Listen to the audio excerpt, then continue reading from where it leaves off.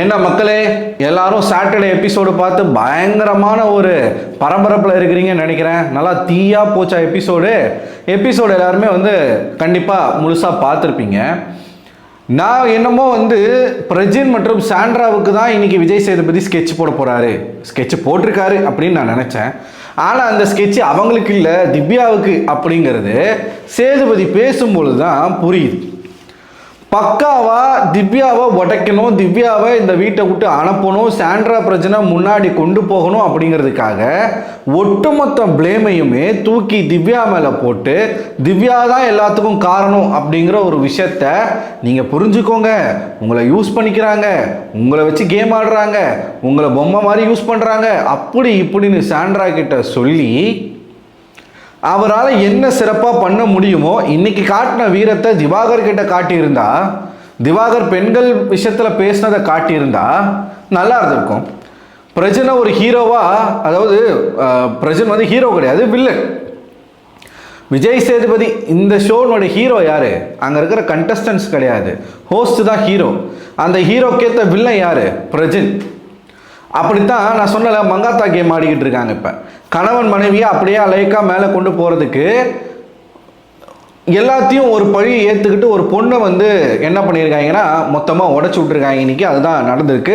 நான் சொல்ல போகிற விஷயங்கள் நீங்கள் கொஞ்சம் உன்னிப்பாக கவனிச்சிங்கன்னா மேபி உங்களுக்கும் அந்த ஒரு சிந்தனை வரலாம். முதல்ல இந்த வெள்ளிக்கிழமை நிகழ்வுகள் இருக்கு இல்லையா, அந்த வெள்ளிக்கிழமை நிகழ்வுகளை நீங்கள் எடுத்து பார்த்தீங்கன்னா கூட முழுக்க திவ்யா மேலே மிஸ்டேக் இருக்கிற மாதிரி தான் அந்த வெள்ளிக்கிழமை நிகழ்வுகள் இருந்திருக்கும்.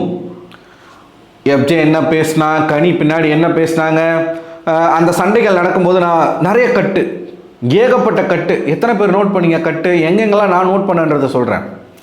அந்த பால் மேட்ரு சண்டை நடக்கும்போது கனி ஒரு வேலையை பார்த்துருப்பாங்க.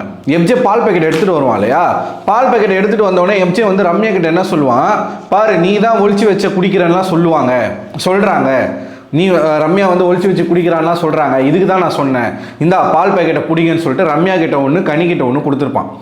அப்போது ரம்யா எதுக்கு என் பேரை சொல்கிறாங்க அப்படின்னு சொன்ன உடனே கனி போய் கேளு அப்படின்னு ரம்யாவை உசுப்பேற்றி அனுப்புவாங்க.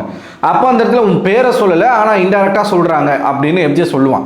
அப்போ சபரி என்ன சொல்லுவானா, வேணாம் நீ போகாத, பேரை சொல்லனா நீ போகக்கூடாது, உட்காரு அப்படின்னோடனே கனி ஆமாம்மா பேரை சொல்லனா போகக்கூடாது அப்புறம் வம்பாயிரும் அப்படின்னு சொல்லுவாங்க.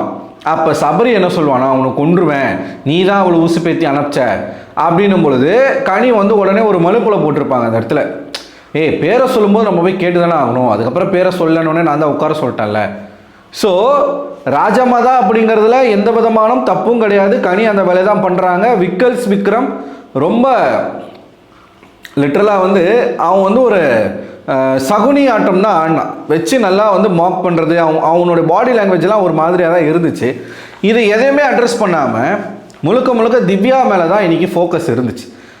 எனக்கு ஒரு விஷயம் புரியுது, இந்த பால் மேட்ரு மட்டும் நடக்கலைன்னு வச்சுக்கோங்களேன், இந்த வாரத்தில் விஜய் சேதுபதிக்கு பேசுறதுக்கு ஒன்றுமே இருந்திருக்காது அப்படிங்கிறது புரியுது. ஏன்னா இந்த வாரம் எல்லாரும் டாஸ்க்கை சூப்பராக பண்ணீங்க, பிரமாதம், வாழ்த்துக்கள், ஒரு அப்ரிசியேஷன் பண்ணி முடிச்சிட்டார், அவ்வளவுதான் இந்த வாரம் இருந்துச்சு.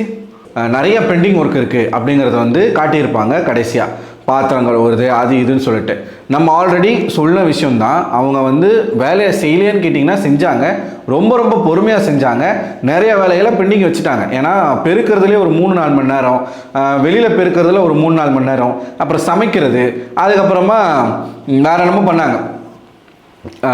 சூப்பர் டீலக்ஸ் ரூமு, வெளியில் லிவிங் ஏரியா, லஞ்சுக்கு சமைச்சாங்கன்னு நினைக்கிறேன், நைட்டுக்கு சமைக்கலை. அதுக்கப்புறம் அவ்வளோதான், இதான் அவங்க செஞ்ச வேலை. ஆனால் அதையும் ரொம்ப நேரமாக செஞ்சிட்டு இருந்தாங்க. இதெல்லாம் கேட்டதெல்லாம் நல்லதுதாங்க. அதுக்கப்புறம் எபிசோடுக்குள்ளே போகிறோம். இப்போ ஷோ ஸ்டார்ட் ஆகும்போதே ஒரு விஷயத்த சொல்லி ஆரம்பிக்கிறாரு. வீரன் என்கிற கோலை அப்படின்னு சொல்கிறார். யார் அந்த வீரன் என்கிற கோலைனா பிரஜன் தான், மாற்று கருத்தே கிடையாது, பிரஜன் தான். இவங்களாம் தியாகின்னு நினச்சிட்டு இருக்காங்க அப்படின்னு சேதுபதி சொல்லியிருப்பார். என்னை பொறுத்த வரைக்கும் இந்த ஷோக்காக உழைக்கிற ஒவ்வொரு கண்டஸ்டண்ட்டும் தியாகி தான். ஏன் எப்படி சொல்கிறேன் அப்படின்னா, இந்த ஷோவில் அமைதியாக இருந்தால் மிச்சர் திங்கிறான், அடாவடியாக இருந்தால் ரவுடிசம் பண்ணுறான், டாஸ்க்கு விளையாண்டா டாஸ்க்கு மட்டுமே விளையாடுறான், இல்லை கண்டென்ட் கொடுக்குறான்னா கண்டென்ட் மட்டுமே கொடுக்குறான், இந்த வீட்டுக்குள்ளே எதை செஞ்சாலும் நீங்கள் அமைதியாக இருந்தாலும் அமைதியாக இருக்கிறீங்கன்னு சொல்லி திட்டுவாங்க, சண்டை போட்டாலும் சண்டை போடுறீங்கன்னு சொல்லி திட்டுவாங்க. என்ன பண்ணாலும் நமக்கு திட்டு அப்படிங்கிறது நிச்சயம். அது இல்லாமல் சேஃப் கேம், நீங்கள் எதுவுமே பண்ணாமல் அமைதியாக அப்படியே ஒரு ஓரமாக அப்படியே ஒளிஞ்சு போயிட்டு இருந்தீங்கன்னா சேஃப் கேம் ஆடுறீங்க. உங்கள் கருத்தை நீங்கள் டைரெக்டாக தெரிவிக்கலைன்னா சேஃப் கேம் ஆடுறீங்க. என்ன செஞ்சாலும் நமக்கு என்ன வரும், ஒரு கிரிட்டிசிசம் அப்படிங்கிறது வரும். இந்த ஷோ ஓடணும் அப்படின்னா இந்த ஷோக்கு முக்கியமான தேவை கான்ட்ரவர்சி. அந்த கான்ட்ரவர்சியை கொடுக்குற ஒவ்வொரு கண்டஸ்டண்ட்டும் தியாகி தான். ஏன்னா அவன் பேர் வெளியில் நாரி போயிருக்கும். அந்த ஷோக்காக அவன் வந்து டிஆர்பி ஏற்றி கொடுத்துருப்பான். வீக்கெண்டில் அதை அட்ரஸ் பண்ணி விஜய் சேதுபதி தான் அங்கே ஹீரோ ஆவார். புரியுதுங்களா? இதை வந்து மைண்டில் வச்சுக்கோங்க. அடுத்த விஷயங்களை வந்து நம்ம பார்ப்போம். முதல்ல திவ்யா சாண்ட்ரா கிட்ட இருந்து தான் ஆரம்பிக்கிறாங்க. ஜெயிலுக்கு போக சொன்னது பிக் பாஸ். எனக்கு அங்கேயே ஒரு கேள்வி என்ன எழும்புச்சு அப்படின்னு பார்த்தீங்கன்னா, வீட்டுக்கு தலையாக எஃப்ஜே இருக்கான். எஃப்ஜே கிட்டேயே பிக் பாஸ் வந்து அந்த கூடுதல் பொறுப்பை கொடுத்துருக்கலாம். என்ன பொறுப்பு? அந்த 2 பேரையும் இருக்கிற எல்லா வேலையும் வாங்கிட்டு கடைசியில் ஜெயிலில் கொண்டு போய் விடுங்கன்னு எஃப்ஜே கிட்டேயே கொடுத்துருக்கலாம். எதுக்காக ஸ்பெஷல் அப்பாயின்மெண்ட்டாக விக்ரமை அப்பாயிண்ட் செய்யணும்? ஏன்னா விக்ரமுக்கு அங்கே வந்து ஒரு பூஸ்டப் கிடைக்கணும் அப்படிங்கிறதுக்காகத்தான். உடனே இதை கொண்டு போய் சீக்ரெட் டாஸ்கில் எல்லாருமே ஜாயின் பண்ணுறாங்க. சீக்ரெட் டாஸ்க் வேறு, பிக் பாஸ் வந்து இந்த மாதிரி ஒரு அதிகாரத்தை கொடுக்கறதுன்றது வேறு. ரெண்டுமே வேறு. அதை ஃபஸ்ட்டு புரிஞ்சுக்கோங்க.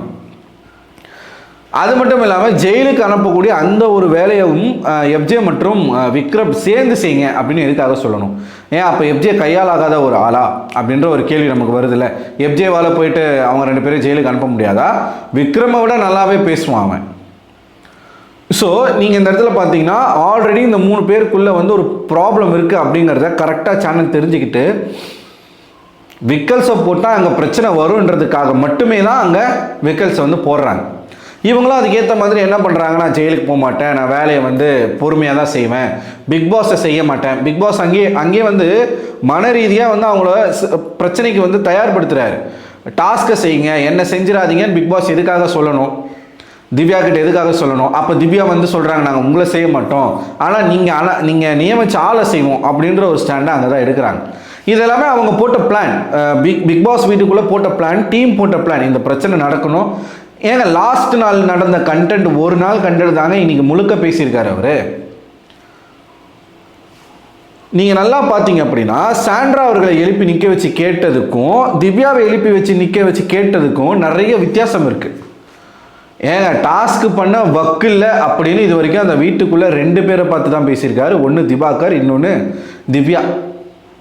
ஏன் அந்த வக்கில்லை அப்படிங்கிற அந்த வார்த்தையை சாண்ட்ராவை நோக்கி பயன்படுத்தலை விஜய் சேதுபதி அப்படிங்கிற ஒரு கேள்வி எனக்கே எழும்புது. எப்போ எனக்கு இந்த கேள்வி வந்துச்சு அப்படின்னா, திவ்யா வந்து சாண்ட்ராவை யூஸ் பண்ணிக்கிறாங்க, உங்களை வந்து கைப்பாவையாக வச்சு அவங்க விளையாடுறாங்க. அவங்க பார்த்தீங்களா கடைசியில் பேஷண்ட்டு எனக்கு உடம்பு சரியில்லைன்னு சொல்லிட்டு அமைதியாகிட்டாங்க, மொத்த பிளேமும் உங்கள் மேலே தான் வந்துருச்சு, உங்கள் கேமை வந்து அவங்க ஸ்பாயில் பண்ணுறாங்க அப்படி இப்படின்னு திவ்யாவை கட்டம் கட்டுறாரு. நடந்த விஷயங்கள் நம்ம எல்லாமே பார்த்தோம் இல்லையா? திவ்யா பண்ண விஷயம் என்ன அப்படின்னு பார்த்தீங்கன்னா, ஜெயிலுக்கு போக மாட்டேன்னு சொன்னாங்க. தலைவலிக்கு டீ கேட்டாங்க, டீ கொடுக்க முடியாதுன்னு எஃப்ஜே சொன்னால் அப்போ அங்கே ஒரு பிரச்சனை வந்துச்சு. திவ்யா அந்த இடத்துல பேசினாங்களா, சாண்ட்ரா அங்கே அதிகமாக பேசினாங்களான்னு கேட்டால் சாண்ட்ரா தான் இருக்கிற எல்லா வார்த்தைகளையும் விட்டாங்க. திவ்யா போய் அழுதாங்க, அமைதியாக உட்காந்துருந்தாங்க, யாருக்கிட்டையும் பேச எனக்கு விருப்பம் இல்லைன்னு சொன்னாங்க. ஆனால் அங்கே அதிகமாக பேசினது யார்? ஒன்று சாண்ட்ரா, இன்னொன்று பிரஜன். ஆனால் எதுவுமே பேசாமல் அமைதியாக உட்கார்ந்துருந்த திவ்யாவை இவர் இவ்வளோ கேள்வி கேட்குறாரு. சாண்ட்ராவை ஒரு வார்த்தை கூட கேட்கலன்னா அவங்களால நீங்கள் ஸ்பாயில் ஆகுறீங்க, அவங்களுக்கு தலைவலிச்சா என்ன, நீங்கள் ஜெயிலுக்கு போக வேண்டியதானே அப்படின்னு அப்படி கேட்குறாரு. நாசுக்கா நோகாமல் குத்துறாரு சாண்ட்ராவை. ஏன் இந்த ஓரவஞ்சனை அப்படின்னு பார்த்தீங்கன்னா, சேனலினுடைய பிளான் இவங்க 2 பேரை வச்சு தான் இந்த கேமை முன்னோக்கி கொண்டு போகிறாங்க. ஏன்னா கணவன் மனைவியாக ஒருத்தவங்க அந்த வீட்டுக்குள்ளே வந்தால் இந்த பிரச்சனை வரும் அப்படிங்கிறது தெரிஞ்சே தான் இந்த சேனல் வீட்டுக்குள்ளே விட்டுருக்கு. இப்போ விக்ரம் பேச ஆரம்பித்த விஷயங்கள் எல்லாருமே பேசுகிறாங்கல்ல, அவங்களுக்கு ஒரு எமோஷனல் சப்போர்ட் இருக்குது அது இதுன்னு சொல்லிட்டு. ஸோ அதுக்காக தான் அவங்கள விட்டுருக்காங்க. இந்த கேமை குழப்பி இதை வந்து ஒரு மாதிரி சுவாரஸ்யமாக கொண்டு போகணும் அப்படிங்கிற அஜெண்டா தான் சாண்ட்ரா கிட்டையும் பிரஜன் கிட்டையும் கொடுக்கப்பட்டிருக்கு. இல்லைனா இன்னைக்கு வந்து விஜய் சேதுபதி கிட்ட பிரஜன் பேசின விஷயங்களுக்கு இந்நேரம் கமல் சாரா இருந்திருந்தா வெளியில் அனுப்பியிருப்பாங்க. எப்போ நீ வெளில வாப்பா, ஹோஸ்டியம் அதிகமாக பேசிட்ட வெளில வா. இது எல்லாமே எனக்கு பிளான் பண்ணி பக்காவாக பண்ண மாதிரி இருக்கு. இன்னைக்கு பலியாடு முழுக்க திவ்யா தான். பிக் பாஸை கண்ணை மூட சொன்னது யார்? திவ்யா. அங்கே போயிட்டு கழுத்து பிடிச்சி கூட்டு போன்னு இவங்கிட்ட சொன்னது யார்? விக்ரம் கிட்ட. சாண்ட்ரா, சாரி திவ்யான்ற பாருங்க, சாண்ட்ரா. பிக் பாஸை கண்ணை மூடுங்க அப்படின்னு சொன்னது சாண்ட்ரா. இவர்கிட்ட விக்கல்ஸ் கிட்ட போயிட்டு நீங்கள் வந்து இது பண்ணுங்க, கழுத்து பிடிச்சி கூட்டு போங்கன்னு சொன்னது சாண்ட்ரா. கானா வினோத்துக்கிட்ட போயிட்டு எஃப்ஜேவையும் விக்ரமையும் சொல்லி சண்டை போட்டது சாண்ட்ரா. ஒரு மாதிரி சர்க்காஸ்டிக்காக விக்ரம் வந்து பேசும் பொழுது வரணுமா, எதுக்கு வரணும், இப்பயே வரணுமா, என்ன பண்ணணும் அப்படின்லாம் வந்து பேசிட்டு இருந்தது யாரு? சாண்ட்ரா. அங்கே திவ்யா பண்ண ஒரே தப்பு என்னன்னா, நான் ஜெயிலுக்கு போக மாட்டேன் அப்படின்னு சொன்னது தான்.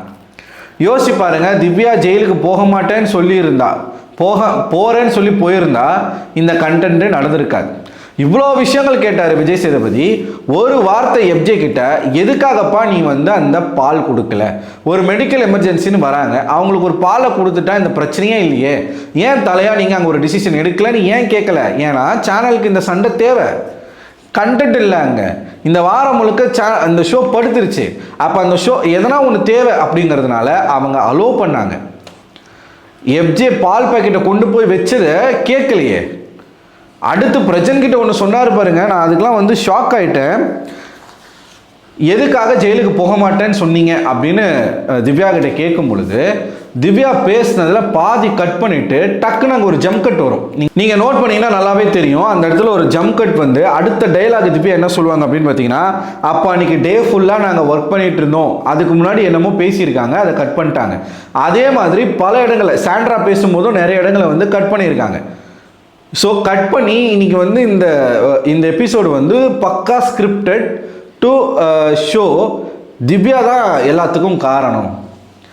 பார்வதி எப்படி வந்து முதல் வாரங்களில் பார்வதி உண்மையாலுமே பண்ணாங்க, நம்ம இல்லைன்னு சொல்ல முடியாது.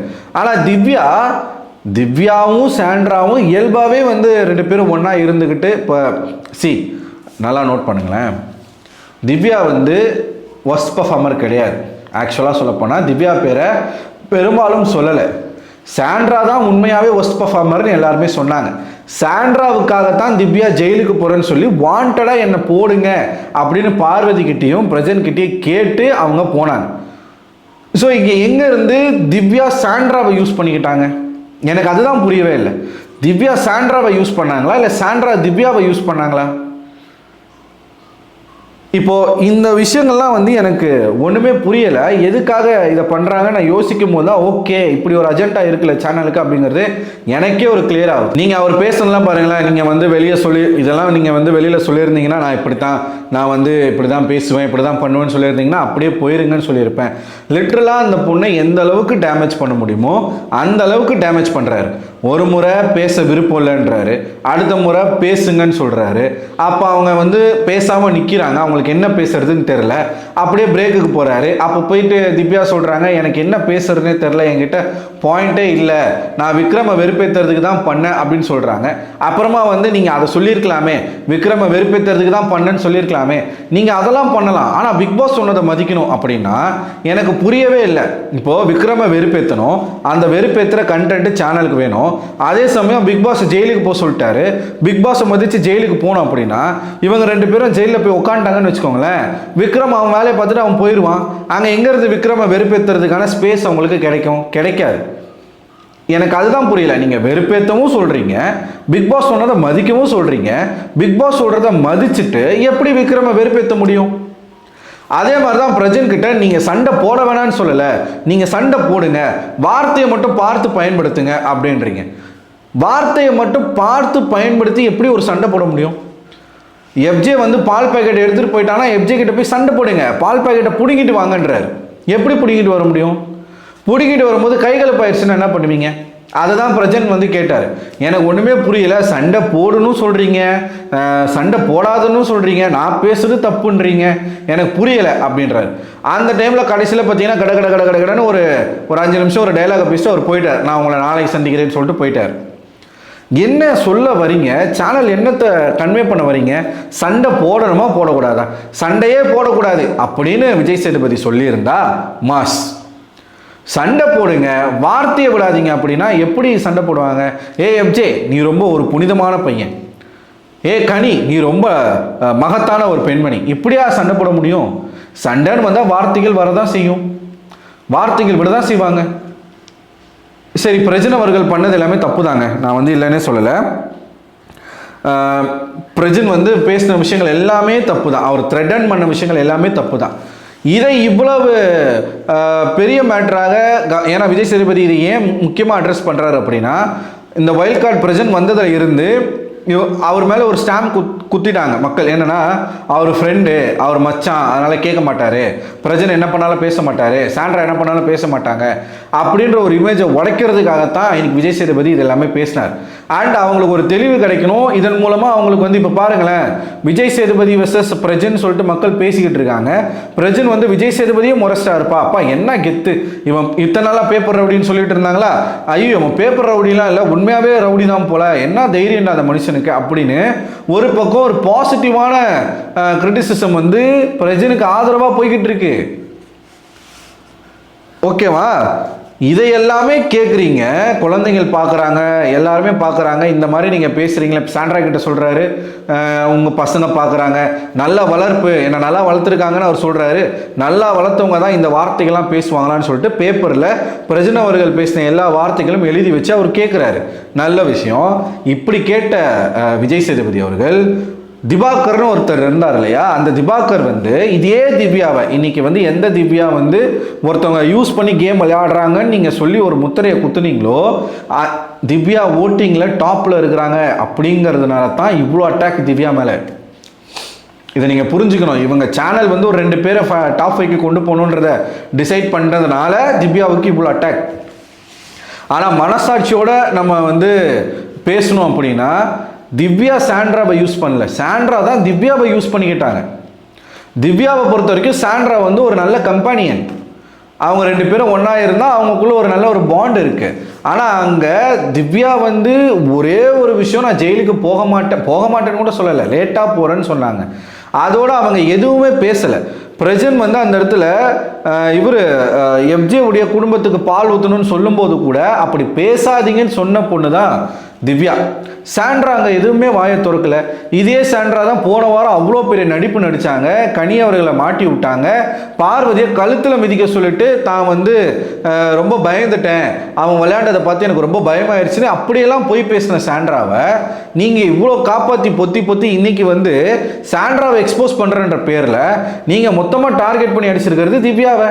இதே திவ்யாவை சின்ன வீடுன்னு கேட்டார்ல, அது வந்து தப்பான வார்த்தை கிடையாதா? அது குறித்து ஒரு முறையாச்சும் திவாகர் வந்து கேள்வி கேட்கப்பட்டிருக்காரா? கிடையாது. பெண்கள் கிட்ட எவ்வளவோ ஆபாசமாக நடந்துக்கிட்டாரு திவாகர், அதை குறித்து இது வரைக்கும் இந்த ஷோவில் கேள்வி கேட்கப்பட்டிருக்கானா? கிடையாது. ஒரே ஒரு விஷயம், தரம் தராதரம், அந்த விஷயத்தை கூட அவர் எப்போ அட்ரஸ் பண்ணுறாரு? 5வது வாரத்தில். முதல் வாரத்துலேருந்து ஒரு மனுஷன் பேசிக்கிட்டு இருக்கான், 5வது வாரம் அது அட்ரஸ் செய்யப்படுது. ஸோ இது பாருங்கள், நீங்களே பாருங்கள் எப்படி எந்த அளவுக்கு இந்த ஷோ வந்து பயாஸ்டாக போய்கிட்டு இருக்குன்றதை பாருங்கள். கடைசியில் தான் இந்த பிரஜன் மேட்ரு வருது. பிரஜன் வந்து சுபிக்ஷாவை பேசினது, அரோராவை பேசினது, எஃப்ஜேவை பேசினது, எஃப்ஜேவை அந்த வீட்டுக்கு பால் ஊற்றுவானா, இந்த கர்மாவெல்லாம் அவன் எங்கே போய் தீப்பான்னு பேசும் பொழுது சபரி இருந்தார், கமருதீன் இருந்தார், அங்கே பாதி பேர் இருந்தாங்க. அப்பயே யாருமே எதுவுமே கேட்கல, அமைதியாக தான் அவர் பேசுகிறத வேடிக்கை பார்த்துட்டு இருந்தாங்க. இன்னைக்கு விஜய் சேதுபதி அதை சொல்லும் பொழுது அரோராலாம் வாயை வாட் சுபிக்ஷாவெல்லாம் காலி பண்ணிடுவேன் அப்படின்னு சொன்னது எல்லாரும் முன்னாடியும் தான் மனுஷன் சொல்லியிருக்காரு. அப்போல்லாம் அது வந்து கேட்காதவங்க வாயை திறக்கிறாங்க. இப்போது இதை கூட எதுக்காக பண்ணுறாங்க? எஃப்ஜேவுடைய தாய் தந்தையருக்கு பால் ஊற்றுவானா அப்படின்னு அவர் கேட்டது மிகப்பெரிய தவறு. அதுக்கு நீங்கள் ஒரு ஸ்ட்ரைக்கு கொடுத்துருக்கலாம், இல்லை ஒரு ரெட் கார்டு கொடுத்து அனுப்பியிருக்கலாம். அதை பண்ணலை.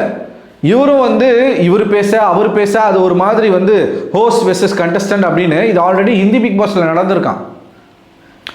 புரியுதுங்களா? இப்போது இவங்க எதுக்காக அடி போடுறாங்க அப்படின்னு பார்த்தீங்கன்னா, அடுத்த வாரம் நடக்கக்கூடிய தலை போட்டியில் பிரஜனும் இருப்பார், எஃப்ஜேவும் இருப்பான். அவன் ஆல்ரெடி என்ன தெரியுமா சொல்கிறான், எஃப்ஜே என் பின்னாடி இவ்வளோ பேசியிருக்கீங்களா, எங்கள் அப்பா பேரை சொல்லிட்டு என் ஏரியாவிலேருந்து போயிரு பார்க்கலாம் அப்படின்றான்.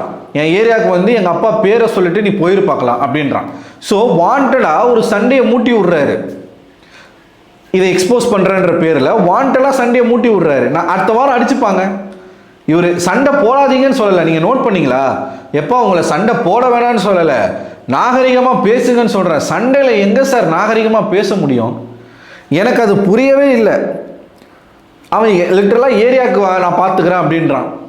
துடிக்கிறான் அங்கே உட்காந்துக்கிட்டு. விஜய் சேதுபதி பேசும்போது அவனுக்கு துடிக்குது கை காலெல்லாம். அப்போ பார்வதி சொல்லுவாங்க, விக்ரம் ஒரு மாதிரி ரியாக்ஷன் கொடுப்பாரு, என்ன விக்ரம் அப்படின்னு கேட்கும் பொழுது எஃப்ஜே வந்து பார்வதி சொல்லுவாங்க, எஃப்ஜே கொஞ்சம் துள்ளுறாரு சார் அப்படின்னு சொல்லிட்டு. இப்போ இது எப்படி ஆயிடுச்சுன்னா, பிரஜனை வந்து அட்டாக் பண்ணுறாரு, பிரஜனை இப்பெல்லாம் நம்மளை பேசியிருக்கானா, நம்ம வந்து கோவப்படுவோம் சண்டை போடுவோன்ற ஒரு மோடுக்கு அவங்க போய்கிட்டு இருக்காங்க. பார்வதி அதை கரெக்டாக தான் சொன்னாங்க. உடனே பார்வதியை வந்து எல்லாரும் சேர்ந்துக்கிட்டு தூண்டி விட்ற, அது பண்ணுற இது பண்ணுறன்னு சொல்லி சொன்னாங்க.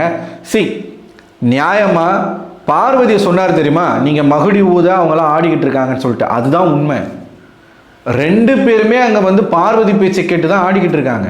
ஆனால் அதை வந்து பார்வதியை லைட்டாக டச் பண்ணிவிட்டு, ஏன்னா ரொம்ப பார்வதி போட்டு அடிக்கக்கூடாது, பார்வதினாலையும் இந்த ஷோ வந்து ஓடணும், அதே சமயம் சாண்ட்ராவால் இந்த ஷோ ஓடணும், சாண்ட்ராவை ரொம்ப போட்டு அடிச்சிடக்கூடாது. அடுத்த வாரம் சாண்ட்ரா வந்து தன்னுடைய கேம் பிளே மாற்றி வேறு மாதிரி ஆடணும். ஸோ யாரை பலி கொடுக்கலாம், திவ்யாவை பலி கொடுத்துடலாம். உங்களில் நிறைய பேருக்கு வந்து சேதுபதி அவர்கள் கேட்டது வந்து நியூட்ரலாக இருந்திருக்கலாம். பட் எனக்கு நியூட்ரலாக தெரியலை. அவங்க வந்து உடம்பு முடியலைன்றாங்க, அவங்க சாப்பிட்லன்றாங்க, நின்றுக்கிட்டு இருக்கவங்கள வந்து நீ உட்காரு அப்படின்றாரு. ஏன் பிரச்சனை உட்காருன்னு அவர் சொல்லலை. முதல்ல உட்காருன்னா உட்காரணும் அப்படின்னு வந்து அவங்கள மிரட்டுற மாதிரி பேசுகிறாரு. வக்கில்லாம் நீங்கள் பேசுகிறீங்க. நீங்கள் ஒரு ஹோஸ்டாக இருந்துக்கிட்டு இந்த வார்த்தையெல்லாம் நீங்கள் பயன்படுத்தலாமா? ஒரு கண்டஸ்டன்ட் இந்த வார்த்தையை பயன்படுத்தக்கூடாது, ஹோஸ்ட் அந்த வார்த்தையை பயன்படுத்தலாமா? கோவத்தில் உங்களோட நிதானத்தை மீறி நீங்கள் பேசலையா? அப்போ அது வந்து தவறுன்னு நீங்கள் எங்கேயுமே அக்செப்ட் பண்ணலையே. எனக்கு அது புரியவே இல்லையே. அது என்ன சண்டை போடு, வார்த்தையை யூஸ் பண்ணாத. பால் பாக்கெட் அவன் எடுத்துகிட்டு போயிட்டு வச்சு ஒளிச்சு வச்சுருக்கான், அதை பிரஜன் வந்து எப்படி போய் எடுத்துகிட்டு வருவார்? பால் பாக்கெட் வேணால் நீங்கள் போய் கேட்டு எடுத்துகிட்டு வாங்க, சண்டை போடுங்க, பேசுங்க, அநாகரிகமாக பேசாதீங்க, வார்த்தையை விடாதீங்க. அப்படின்னா என்ன சார் இது, என்ன சொல்ல வரீங்கன்னு எங்களுக்கே புரியலை. நான் ஒரு மாதிரி கன்ஃபியூஸ் ஸ்டேட்டில் இருக்கேன், இதை எப்படி எடுத்துக்கிறது அப்படின்னு எனக்கு புரியலை. ஆக மொத்தத்தில் இன்றைக்கி வந்து விஜய் சேதுபதி பிரஜனை வச்சு மாஸ் பண்ணுறதா நினச்சி பிரஜனை நல்லா ஒரு ஹீரோ மெட்டீரியலாக, ஒரு வில்லனாக பிரஜனை வந்து வளர்த்து விட்டுருக்காரு. இவர் தமாசா ஆகிட்டார், ஹோஸ்ட் இன்னைக்கு தமாசா ஆகிட்டார். அடுத்த வாரம் என்ன நடக்கும் அப்படின்னு பார்த்தீங்கன்னா, திவ்யா இந்த கூட்டத்தை விட்டு பிரிவாங்க. பிரஜன் அவர்களுக்கும் ஹவுஸ்மேட்டில் இருக்கக்கூடிய ஆண்களுக்கும் நேரடி ஃபைட்டே வரும். எழுதி வச்சுக்கோங்க, வரும். இவர் சொல்லிட்டார்ல, சண்டை போடுங்க, பேசுங்க, வார்த்தையை விடாதீங்க, வார்த்தையை விடாதீங்கன்னா அடுத்து கைகலப்பில் தான் போய் நிற்கும். அதுக்கு அப்புறம் நீங்கள் ரெட் கார்டு கொடுப்பீங்களா? சரி பார்ப்போம். நாளைக்கு என்ன நடக்குது. இவர் வந்து பாதியிலே பெண்டிங் வச்சுட்டு போயிருக்காரு. நாளைக்கு என்ன நடக்குதுன்றதை பார்ப்போம். ஸோ நீங்கள் என்ன நினைக்கிறீங்க? எனக்கு தோணுன மாதிரி உங்களுக்கும் தோணுச்சுன்னா கமெண்ட் பாக்ஸில் கமெண்ட் பண்ணுங்கள். இது என்னுடைய பர்செப்ஷன். உங்களுக்கு அந்த மாதிரி தோணுதா சொல்லுங்கள். அடுத்த ஒரு வீடியோவில் முடிஞ்ச வரைக்கும் இந்த வீடியோவை லைக் பண்ணுங்கள், உங்கள் நண்பர்களுக்கும் ஷேர் பண்ணுங்கள், நம்ம சேனலை சப்ஸ்கிரைப் பண்ணிக்கோங்க. அண்ட் முடிக்கிறதுக்கு முன்னாடி ஒன்று சொல்கிறேன், திவாகரனுடைய சில உருட்டுகளை எக்ஸ்போஸ் பண்ணி நம்ம ஒரு வீடியோ போட்டிருக்கோம். அது இந்த வீடியோக்கு அப்புறம் வரும். மேக்ஸிமம் அதை வந்து ஷேர் பண்ணுங்கள், ஹைப் பண்ணுங்கள். ஏன்னா அவன் எவ்வளோ பெரிய அயோக்கியம் அப்படிங்கிறது இந்த உலகத்துக்கே தெரியணும். இன்னொரு பொண்ணு அவனை நம்பி ஏமாறக்கூடாது அப்படிங்கிறதுக்காகத்தான் ஆதாரங்களோடு நம்ம போட்டிருக்கோம். தயவுசெய்து அதை எக்ஸ்போஸ் பண்ணுங்கள், வைரல் ஆக்குங்க. எவ்வளோ கேஸ் வந்தாலும் பரவாயில்ல, நான் அதை வந்து ஃபேஸ் பண்ணிக்கிறேன். ஸோ நீங்கள் பண்ண வேண்டியது லைக் பண்ணுங்கள், ஷேர் பண்ணுங்கள், ஹைப் பண்ணுங்கள். அடுத்த ஒரு வீடியோவில் உங்களை சந்திக்கிறேன். அதுவரை உங்களோட விடைபெறுவது நான் அரவிந்தன்.